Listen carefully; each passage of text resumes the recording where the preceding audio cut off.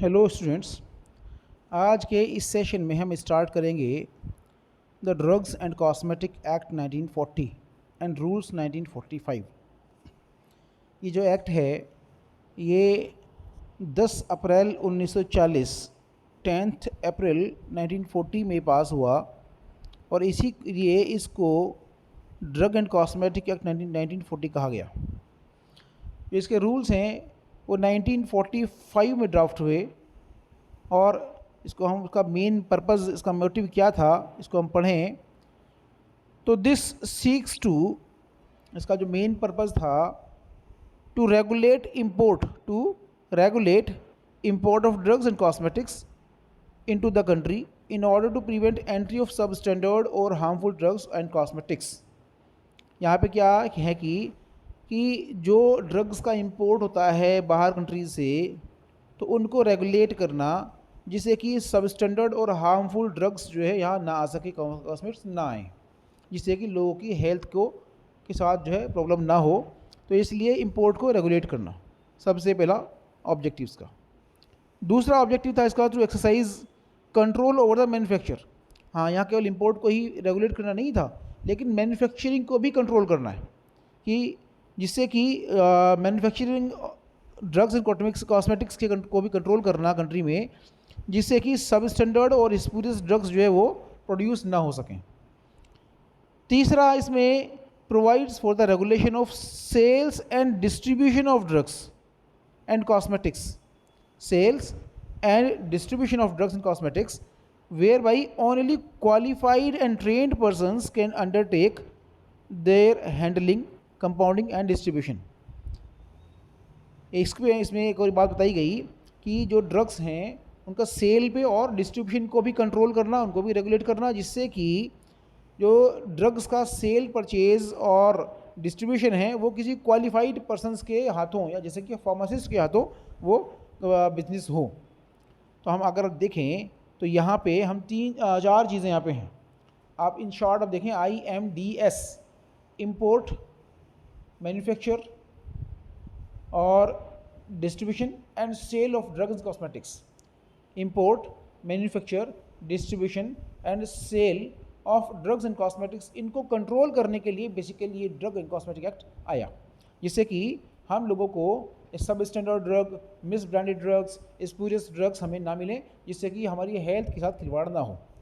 तो ये सब इसका जो है उसका मोटिव था, ऑब्जेक्टिव था। हम आगे देखें कि इस एक्ट के तहत एक चीज़ और भी है कि दो बोर्ड्स बनाए गए। एक तो बनाया गया drug and cosmetic, DTAB, drug technical advisory board, ये एलोपैथी मेडिसिन के लिए था, और दूसरा जो है आयुर्वेदिक एंड यूनानी ड्रग टेक्निकल एडवाइजरी बोर्ड। एक तो drugs technical advisory board DTAB और दूसरा जो है आयुर्वेदिक एंड यूनानी ड्रग्स का DTAB। तो ये कुछ बोर्ड्स बनाए गए। ये क्यों बनाए गए? To advise the central and state government on technical matters arising out the administration of this act. अगर कोई टेक्निकल मैटर्स जो है बनते हैं, जिनके टेक्निकल मैटर्स के ऊपर डिस्कस करना है, इनके मैन्युफैक्चर के ऊपर, सेल के ऊपर, डिस्ट्रीब्यूशन के ऊपर, या जो भी इनके जो रूल्स हैं, रेगुलेशंस हैं, इनके अकॉर्डिंग कोई भी एडवाइस करनी है सेंट्रल और स्टेट गवर्नमेंट को, तो ये क्या करेगा? इसका ये काम होता है DTAB, drug technical advisory boards का। वहीं इसको आगे आप पढ़ते हैं कि it also provides the establishment of, यहाँ पे दो DCC, ड्रग कंसल्टेटिव कमिटी, एक एलोपैथी के लिए और एक आयुर्वेदिक सिद्धा यूनानी ड्रग्स के लिए बनाई गई। दो तो हमें जो बोर्ड्स बनाए गए जो कि ड्रग टेक्निकल एडवाइजरी बोर्ड्स हैं, एक एलोपैथी के लिए और दूसरा जो अल्टरनेटिव मेडिसिन के लिए हम कह सकते हैं, और दो ड्रग कंसल्टेटिव कमिटीज़ बनाई गई जो कि एक एलोपैथी के लिए और दूसरा आयुर्वेदिक सिद्धा और यूनानी सिस्टम ऑफ मेडिसिन के लिए। ये क्यों बनाए गए? जिससे कि ये DCC, ड्रग कंसल्टेटिव कमिटी, और DTAB, ये जो भी टेक्निकल मैटर्स हैं, जो भी एडमिनिस्ट्रेटिव मैटर्स हैं, ड्रग्स के मैन्युफैक्चरिंग के रिगार्डिंग, ड्रग्स के सेल और डिस्ट्रीब्यूशन के रिगार्डिंग, ड्रग्स के जो है इंपोर्ट के रिगार्डिंग, या कोई भी क्वालिटी के रिगार्डिंग जो भी मैटर्स हैं वो डिस्कस करने के लिए और गवर्नमेंट्स को इनको एडवाइस करने के लिए ये बनाया गया, जिससे कि जो इसका जो भी मैटर है ये सारा यूनिफॉर्मली पूरे पूरे कंट्री में ये हो सके। ये इसमें ये चीज़ें बनाई गई, ये कुछ बोर्ड्स और कंसल्टेटिव कमेटी बनाई गई। अब हम आगे देखें, इसमें हम आगे देखें कि यहाँ पे कुछ शेड्यूल्स भी हैं ये ड्रग एंड कॉस्मेटिक एक्ट में, जो कि शेड्यूल बहुत इंपॉर्टेंट हैं। ये सारे शेड्यूल्स आपको याद करने पड़ेंगे, एग्जाम में भी आते हैं और जो कम्पिटिटिव एग्जामिनेशन हैं आपके उसमें भी ये कुछ क्वेश्चन पूछे जाते हैं, तो उन शेड्यूल्स को भी आपको पढ़ना है। यहाँ 2 शेड्यूल्स हैं ड्रग्स इस एक्ट के अकॉर्डिंग है, जो ड्रग एंड कॉस्मेटिक एक्ट के अकॉर्डिंग 2 शेड्यूल्स हैं, और जबकि इसके जो रूल्स के अकॉर्डिंग जो है वो 30 शेड्यूल्स हैं कि कौन कौन से ड्रग्स हैं, किस किस कैटेगरी की ड्रग्स हैं जो किस शेड्यूल के अंदर आती हैं, वो हम पढ़ेंगे बाद में। फ़िलहाल हम पढ़ते हैं सबसे पहले डेफिनेशंस जो होती हैं इस फॉरेंसिक फार्मेसी में या फार्मास्यूटिकल ज्यूरिस्प्रूडेंस में, ये भी अपने आप में एक एक्ट है। ये ऐसा नहीं सिंपल डेफिनेशन नहीं होती हैं, ये डेफिनेशन को जैसे इसमें दी हुई हैं उसी तरीके से आपको याद करना होता है और इसी के अकॉर्डिंगली उसको आपको लिखना भी होता है। तो हम यहाँ बात करें कि according to drug and cosmetic act 1940, तो सबसे पहले है आयुर्वेदिक, सिद्धा एंड यूनानी ड्रग्स किसे कहते हैं। तो वो क्या है, इसमें all medicine intended for internal और external use for the diagnosis, treatment, mitigation और prevention of disease or disorder in human beings or in animals and manufactured exclusively in accordance with the formula described in authoritative books of Ayurvedic, Siddha and Unani system of medicine specified in first schedule। मैंने बताया आपको schedule के जो है एक तो schedule के 2 schedules हैं एक्ट के अकॉर्डिंग। तो उस जो फर्स्ट शेड्यूल में जो ऑथोरिटेटिव जो ऑथेंटिक बुक्स इसमें अवेलेबल हैं, जो डिस्क्राइब्ड हैं, उन बुक्स के अंदर जो फॉर्मूला दिया हुआ है उसके अकॉर्डिंगली बनाई गई हो। दूसरा, कोई भी मेडिसिन जो इंटरनल और एक्सटर्नल यूज़ के लिए होती है, किसी भी डिजीज़ के डायग्नोसिस के लिए, ट्रीटमेंट के लिए, या उस डिजीज़ के मिटिगेशन के लिए, या उस डिजीज़ को प्रिवेंट करने के लिए, ये ह्यूमन बींग्स और एनिमल्स में इसको हम एलोपैथिक मेडिसिन या इसको हम आयुर्वेदिक और सिद्धा और यूनानी मेडिसिन कहते हैं। जो कि इन आयुर्वेदिक, सिद्धा और यूनानी मेडिसिन की जो ऑथेंटिक बुक्स हैं, जो ऑथोरिटेटिव बुक्स हैं, उनके अंदर इनके फॉर्मूले दिए हुए, उनके अकॉर्डिंग बनाई गई हूँ। तो ये हुआ आपका जो है आयुर्वेदिक, सिद्धा और यूनानी ड्रग्स। आगे हम देखें कॉस्मेटिक्स किसे कहते हैं। कॉस्मेटिक्स मीन्स कोई भी article, any article intended to be rubbed, poured, sprinkled or sprayed on or introduced into, otherwise applied on human body on or any part or thereof for cleansing, beautifying, promoting attractiveness or altering appearance and includes any article intended for use as a component of the cosmetic। इस cosmetic किसे कहते हैं, कोई भी ऐसा article, कोई भी ऐसा सब्सटेंस जिसको रब किया जाता है, जिसको पोर किया जाता है, जिसको स्प्रिंकल छिड़का जाता है, जिसको स्प्रे किया जाता है, कि जो बॉडी के किसी पार्ट पर उसको अप्लाई किया जाता है बॉडी के को क्लीन करने के लिए, उसको ब्यूटीफाई, उसकी सुंदरता बढ़ाने के लिए, उसको अट्रैक्टिवनेस उसको बढ़ाने के लिए, या उसका बॉडी की अपीयरेंस को आल्टर करने के लिए, चेंज करने के लिए कोई भी आर्टिकल यूज़ कर किया जाता है, और यह उसको हम कॉस्मेटिक कहते हैं। तो ये कॉस्मेटिक की डेफिनेशन हुई। देन ड्रग, ये बड़ी इंपॉर्टेंट डेफिनेशन है ड्रग, और आम तौर से ये क्वेश्चन पूछा जाता है कि डिफाइन ड्रग, और इसमें जो ज्यूरिस्प्रूडेंस में, तो कोई भी ड्रग का क्या मीनिंग है। यहाँ पे ड्रग का डेफिनेशन क्या मैंने आपको बताया, जो डेफिनेशंस हैं यहाँ पर, तो एक ही डेफिनेशंस को और करके जो है कई सारी डेफिनेशन दी होती हैं। आपको सारा डेफिनेशन एज सच आपको इसको याद करना है, और ऐसे ही आपको लिखना भी है इसमें, तभी आपको अच्छे मार्क्स मिल पाएंगे। तो यहाँ आप देखें कि ऑल मेडिसिन फॉर, यहाँ पे देखिए ऑल मेडिसिन, मैंने अब यहाँ कुछ बोल्ड भी किया है मैंने, जैसे यहाँ ऑल मेडिसिन, या ऑल सब्सटेंसेज, यहाँ ऑल सब्सटेंसेज यहाँ पे लिखा है हमने, यहाँ पे ऑल डिवाइसेस हमने यहाँ पे लिखा है। तो ये सब जो है इसका एक पर्पज़ है इसको हाईलाइट करने का। तो क्या है कि ऑल मेडिसिन, हम फर्स्ट देखें, first one, all medicine for internal और external use of human beings और animals and all substances intended to be used for or in the diagnosis, treatment, mitigation, prevention of any disease or disorder in human beings or in animals, including the preparation of applied on human body for the purpose of repelling insects like mosquitoes। ये भी सब drug की category में आएगी।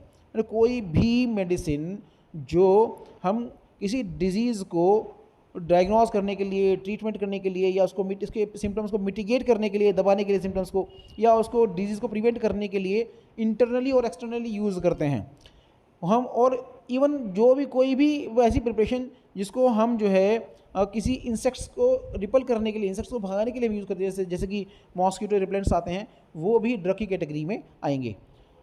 वहीं second definition इसको हम देखें कि such substances other than food को छोड़ करके कोई भी ऐसे substance intended to affect the structure और any function of human body और intended to be used for the destruction of vermin और insects which cause disease in human beings or animals may be specified from time to time by central government by notification in the official gazette। यहाँ पे क्या है भाई कि कोई भी substance food को छोड़ करके जो हम यूज़ करते हैं, क्या है कि बॉडी के स्ट्रक्चर को अफेक्ट करता है कोई भी सब्सटेंस, या कोई भी जो वर्मिन्स जो होते हैं, जो कीड़े वगैरह होते हैं, वर्मिन्स होते हैं, वर्म्स को वगैरह को डिस्ट्रॉय करने के लिए, उनको किल करने के लिए यूज़ करते हैं, तो उनको भी हम जो है ड्रग कैटेगरी में आता है। हालांकि ये जो ड्रग की कैटेगरी हैं, इनको central government time to time जो है नोटिफाई करती है ऑफिशियल गज़ट में कि ये भी ड्रग्स हैं। थर्ड डेफिनेशन हम देखें कि एनी सब्सटेंस या all substance intended for use as components of a drug including empty gelatin capsules। हालांकि आपने देखा है कि empty gelatin capsules के अंदर कुछ होता नहीं है, लेकिन कोई भी सब्सटेंस जो है या कंपोनेंट्स जो ड्रग का कोई भी component including empty gelatin capsules भी, ये भी ड्रग की कैटेगरी में आएंगे। नेक्स्ट हम डेफिनेशन देखें कि सच डिवाइस, कोई भी डिवाइस, कौन सी डिवाइस, जो कि हम इंटरनल या एक्सटर्नल यूज़ करते हैं किसी भी डिजीज़ के डायग्नोसिस के लिए, ट्रीटमेंट के लिए, या उसके सिम्टम्स को मिटिगेट या दबाने के लिए, या प्रिवेंशन, डिजीज़ की प्रिवेंट करने के लिए ह्यूमन बींग्स और एनिमल्स में, इनको भी हम क्या कहते हैं, ये ड्रग की कैटेगरी में आते हैं। कब आएंगे लेकिन, जबकि इनको सेंट्रल गवर्नमेंट अपने ऑफिशियल गज़ट में नोटिफाई करेगी ड्रग की कैटेगरी में। तो ये सब डेफिनेशंस वहीं ड्रग की जो है, किसको ड्रग कहा गया है as per drug and cosmetic act 1940। यहाँ आगे बात करें हम मैन्युफैक्चर, नेक्स्ट डेफिनेशन। अब मैन्युफैक्चर किसे कहते हैं, तो in relation to any drug and cosmetic, इसमें क्या है कि एनी प्रोसेस, कोई भी प्रोसेस और part of process for making, altering, ornamenting, finishing, packing, labelling, breaking up और अदरवाइज ट्रीटिंग और adopting any drug and cosmetic with a view to its sale and distribution. मतलब ये है कि किसी भी जो है सब्सटेंस को, उसको सेल करने के लिए या उसको डिस्ट्रीब्यूट करने के लिए अगर हम जो है उसको कोई प्रोसेस यूज़ करते हैं या कोई पार्ट ऑफ प्रोसेस यूज़ करते हैं, किसके लिए, उसको मेक करने के लिए, बनाने के लिए, ऑल्टर करने के लिए, ऑर्नामेंटिंग करने के लिए, उसकी फिनिशिंग के लिए, पैकिंग के लिए, लेबलिंग के लिए, या ब्रेकिंग अप वगैरह के लिए, सेल करने के लिए हम इन प्रोसेस को यूज़ करते हैं, तो इसको हम कहते हैं मैन्युफैक्चर। यहाँ एक चीज़ को क्लियर समझ लें कि it does not include in compounding और डिस्पेंसिंग ऑफ एनी ड्रग। किसी ड्रग को कंपाउंडिंग करना या डिस्पेंस करना, या किसी ऑर्डिनरी रिटेल बिजनेस में जो भी हम काम करते हैं, उसको हम जो भी प्रोसेस हम यूज़ करते हैं, उस इन चीज़ों को जो है मैन्युफैक्चर नहीं कहा जाएगा। मैन्युफैक्चर केवल उनको कहा जाएगा जब हम ड्रग को सेल और डिस्ट्रीब्यूट करने के लिए हम कोई प्रोसेस यूज़ करते हैं, उसको बनाने के लिए, उसको चेंज करने के लिए, उसको सुंदर बनाने के लिए, उसको फिनिशिंग करने के लिए, उसके पैकिंग करने के लिए, लेबलिंग करने के लिए, उसको ब्रेकिंग अप करने के लिए, तो इन सब के लिए हम इसको मैन्युफैक्चर कहा जाएगा। लेकिन अगर हम कंपाउंडिंग या डिस्पेंसिंग के लिए हम ये प्रोसेस यूज़ करते हैं किसी अपने किसी रिटेल बिजनेस में, तो वो मैन्युफैक्चर नहीं है। यहाँ नेक्स्ट डेफिनेशन है पेटेंट और प्रोप्राइटरी मेडिसिन। पेटेंट और प्रोप्राइटरी मेडिसिन किसे कहते हैं? अगर हम आयुर्वेदिक, सिद्धा, यूनानी तिब्बत सिस्टम के बारे में बात करें, तो all formulation containing only such ingredients mentioned in the formula described in authoritative books of the Ayurvedic, Siddha, यूनानी Tibet system of medicine is specified in first schedule. तो जो कोई भी जो है जो ऑथोरिटेटिव बुक्स हैं उसके अकॉर्डिंग ये मेडिसिन बनाई गई हैं, उनके फॉर्मूले के अकॉर्डिंग या उनके इंग्रेडिएंट्स के अकॉर्डिंग बनाई गई हैं, तो इनको क्या है पेटेंट या प्रॉपर्टी मेडिसिन कहते हैं। लेकिन यहाँ पे देखें, but does not include a medicine which is administered by parenteral route. हालांकि ये आयुर्वेदिक सिद्धा के केस में है, और ये जो आयुर्वेदिक सिद्धा के केस में क्या है कि अगर जो पेरेंटल यूज़ में मेडिसिन जो एडमिनिस्टर होगी उनको इनमें ये इंक्लूड नहीं होगी। हम आगे देखें, in relation to any other system, हम एलोपैथी की बात करें अगर हम यहाँ पे, तो a drug which is a remedy और prescription presented in a form ready for internal or external administration of human beings or animals which is not included in the addition of Indian pharmacopoeia for the time being। यहाँ पे क्या है, कोई भी ऐसी drug, कोई भी ऐसी मेडिसिन जो किसी ह्यूमन बींग और एनिमल में इंटरनल और एक्सटर्नल यूज़ के लिए रेडी है, लेकिन वो कुछ टाइम के लिए इंडियन फार्माकोपिया में इंक्लूडेड नहीं है, तो इसको हम जो है क्या कहेंगे, पेटेंट और प्रोप्राइटरी मेडिसिन इसको कहेंगे, पेटेंट और प्रोप्राइटरी मेडिसिन इसको हम कहेंगे। तो यहाँ पे हम देखें, क्योंकि आपके पेटेंट जब कराया जाता है तो उस तब तक वो चीज़ जो है जब तक पेटेंट एक्सपायर ना हो जाए तब तक उसमें इंक्लूड नहीं होगी। तो यहाँ पे ये पेटेंट मेडिसिन होगी। तो यहाँ हम देख लें, तो for the time being and इसमें pharmacopoeia authorised books in this behalf by the central government after consultation with drug and technical advisory board. हालांकि ड्रग टेक्निकल एडवाइजरी बोर्ड से कंसल्ट करने के बाद में वो डिसीजन लेगी सेंट्रल गवर्नमेंट इसमें। तो यहाँ ये डेफिनेशन हुई पेटेंट और प्रॉपर्टी मेडिसिन की। Next is miss branded drugs. ये भी बड़ा इंपॉर्टेंट है, यहाँ पे क्वेश्चन इसमें आता है, किसे कहते हैं मिस ब्रांडेड, नाम से होता है मिस ब्रांडेड, मतलब जो है अगर किसी ड्रग को इस तरीके से कलर किया गया है या कोट किया गया है या पाउडर उसका बनाया गया है या पॉलिश उसकी की गई है जिससे कि उसकी डैमेज जो है वो छुप जाए, तो आपको डैमेज है, डैमेज कंसील हो जाए, या if it is made to appear to better और greater therapeutic value than it is really it is.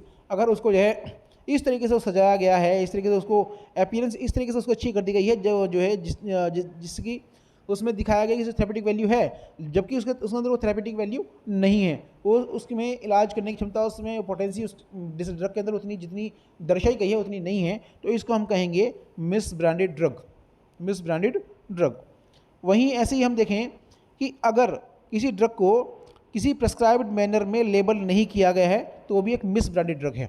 Next हम देखें कि अगर लेबल या कंटेनर किसी ड्रग का उस पर कोई स्टेटमेंट लिखा है या उसको ऐसे कोई डिज़ाइन या डिवाइस उस पर लिखा गया है जो कि इसको फॉल्स क्लेम करती है, मतलब जो दिखाया गया है कि ये इस डिजीज़ के लिए कारगर है और जबकि वो है नहीं, जो उसका क्लेम है वो झूठा है, तो ऐसी ड्रग को भी जो कि जो फॉल्स क्लेम करती है या मिसलीड करती है किसी पर्टिकुलर को, तो इसको भी हम जो है मिस ब्रांडेड ड्रग कहेंगे।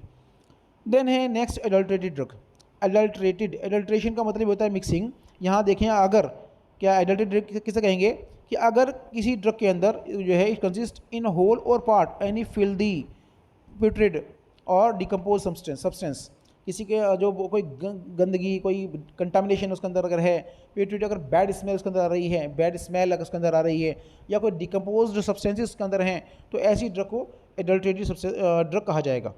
दूसरा इसमें है कि इट हैज़ बीन प्रिपेयर्ड और पैक्ड और stored under in sanitary conditions where it may have been contaminated with filthy या filth or otherwise have been rendered injurious to health।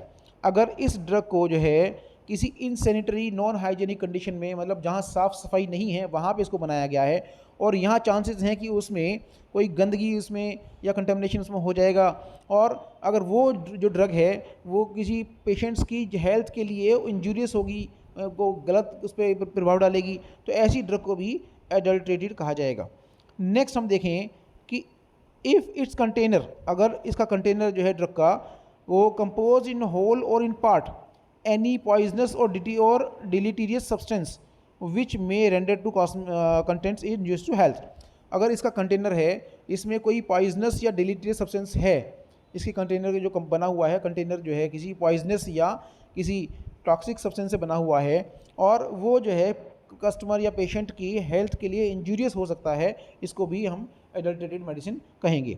Next है इसमें इफ़ इट बियर्स और contains for the purpose of colouring only, मतलब जो है अगर जो है केवल कलर के लिए कलर्स पर कर दिया गया केवल, और कलर भी क्या कि जो वो कलर किया गया जो प्रेस्क्राइब्ड नहीं है, क्योंकि हमें मेडिसिन के जो हम बनते हैं, तो मेडिसिन जब बनती हैं तो उसमें जो कलर्ड वगैरह भी यूज़ करते हैं वो भी जो अथॉरिटेटिव बुक्स हैं उसमें मेंशन होते हैं। अगर वो कलर मेंशन नहीं है और कोई दूसरा कलर उस पर कर दिया गया है तो ऐसी ड्रग भी एडल्ट्रेटेड ड्रग कहलाएगी। यहाँ आगे देखें हम इसमें कि नेक्स्ट इसमें, if any substance has been mixed therewith so reduce its quality और स्ट्रेंथ। अगर हम जो है कोई भी सब्सटेंस अगर उसमें कोई ऐसी चीज़ मिलाई गई है जिससे कि क्वालिटी या उसकी स्ट्रेंथ जो है, उसकी पोटेंसी जो है, उसकी ताकत जो है वो कम होगी, तो उसको भी हम क्या करेंगे, वो एडल्ट्रेटेड ड्रग कहा जाएगा। ये हुआ एडल्ट्रेटेड ड्रग्स। नेक्स्ट डेफिनेशन है स्पूरियस ड्रग्स। बहुत इंपॉर्टेंट है, बहुत एग्जाम में क्वेश्चन आता है स्पूरियस ड्रग्स किसे कहते हैं। यहाँ समझ लें कि स्पूरियस ड्रग्स किसे कहते हैं। If it is imported under the name which belongs to another drug. अगर इसको इम्पोर्ट किसी ऐसी ड्रग के नाम से जो है इम्पोर्ट किया गया है जबकि जो कि दूसरी ड्रग से बिलोंग करती है, तो वह जो जिस नाम से इसको इम्पोर्ट किया गया है वो है ड्रग है ही नहीं, तो ये आपका कहा जाएगा स्पूरियस ड्रग्स। वही नेक्स्ट डेफिनेशन देखें हम इसकी, if it is an imitation of और ए सब्सटीट्यूट फॉर अनदर ड्रग और resemble another drug in a manner likely to deceive or bears upon its label or container the name of another drug unless it is plainly conspicuously marked so as to reveal the true character of its lack of identity। मतलब ये है कि अगर ये drug जो है जो किसी का सब्सटीट्यूट है बिल्कुल, जो दूसरी ड्रग से मैच करती है लेकिन वो ड्रग है ही नहीं, या इसको डिसीव करने के लिए, धोखा देने के लिए इसके जो कंटेनर का जो लेबल है उस पर जो नाम लिखा गया है उसके अंदर वो ड्रग है ही नहीं, तो उसी ऐसी ड्रग को हम कहेंगे स्पूरियस ड्रग्स। नेक्स्ट हम देखें डेफिनेशन इसकी, इफ़ द लेबल और container bears the name of an individual company.